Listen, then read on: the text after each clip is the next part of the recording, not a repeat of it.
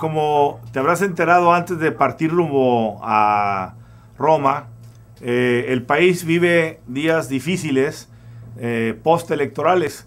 Lejos de asentarse las cosas, parece que los resultados electorales y la situación que devino en la crisis dentro del PAN, la disputa del poder dentro del PRI y el resquebrajamiento aún mayor del PRD, propició en general una situación de crisis fragmentada que termina por llegar hacia Los Pinos.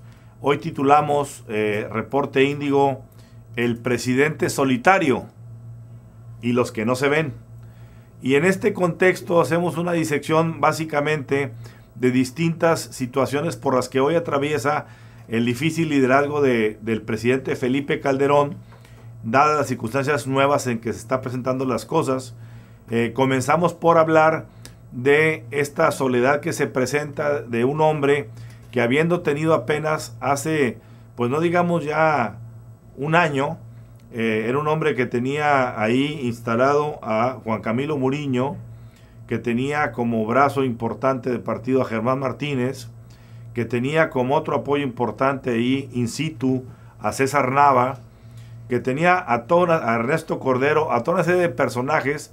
Hoy de pronto se ve completamente pues huérfano de todos esos apoyos directos y está muy solo en Los Pinos.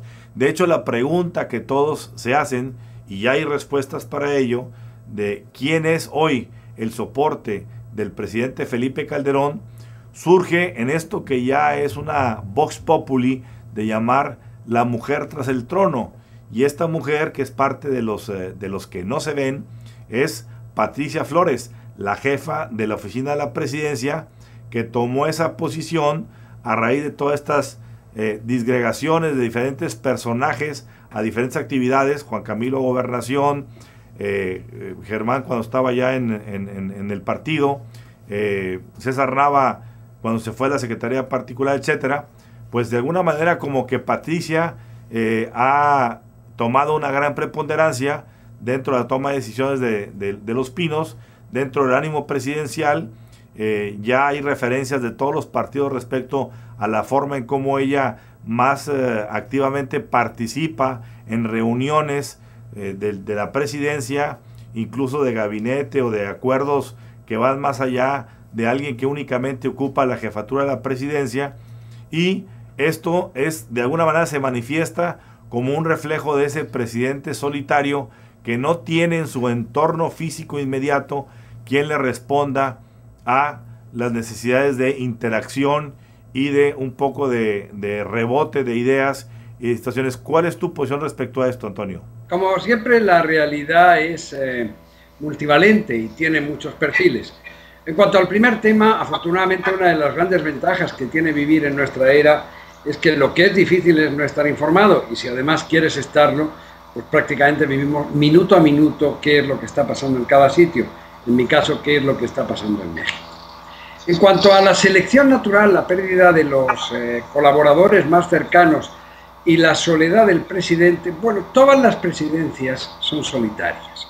Uno de los mayores problemas del poder para los seres humanos es que el poder significa estar arriba del todo, y arriba hace frío y normalmente se está solo.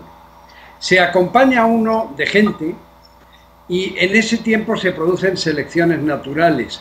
Pero el problema es diferente. El problema es no los colaboradores que a todos, absolutamente todos los presidentes en la historia del mundo, cambian de colaboradores, especialmente durante el primer año, porque hay mucha gente que se cae, mucha gente que la riega, mucha gente que no da la talla.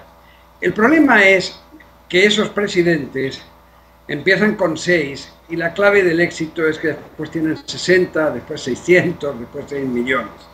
Entonces esta soledad se nota más porque realmente yo no voy a decir que el gobierno del presidente Calderón está hecho solo de cuates, como ha dicho alguno de sus adversarios políticos y a la vez algunos de sus principales socios políticos, como el senador Manlio Fabio Beltrones.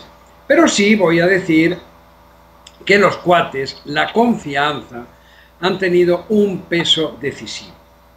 No fue una selección.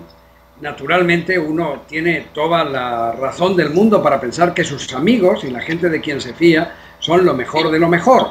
Pero cuando uno tiene que gobernar un país, realmente necesita hacer una selección razonable y racional de los mejores, o por lo menos lo que la gente considera que son los mejores de los mejores. Entonces, si uno se fija bien, se puede dar cuenta de varias cosas, y todavía no estoy dando un juicio de valor. El primero, yo siempre pensé que había sido un testimonio exagerado el que el presidente da en Campo de Marte a su ex colaborador Juan Camilo Muriño. Aquella intervención tremenda fue una intervención en la que recordarás que, entre otras muchas cosas, una de las cosas que dijo es que Juan Camilo Muriño había sido el arquitecto de su éxito.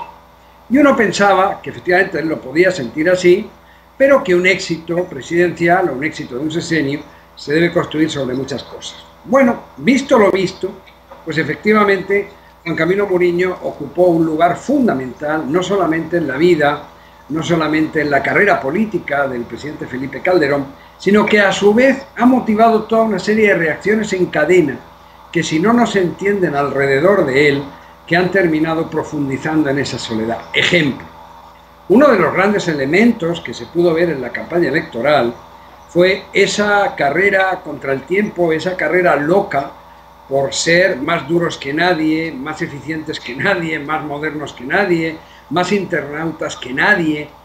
Era como intentar, por una parte, ganarle la mano a la propia historia del país y, por otra parte, enterrar definitivamente la figura de Juan Camilo Muriño, de tal manera que lo que valía, o cualquiera que hubiera estado en la posición de la confianza presidencial, podía hacer lo mismo que hizo Muriño.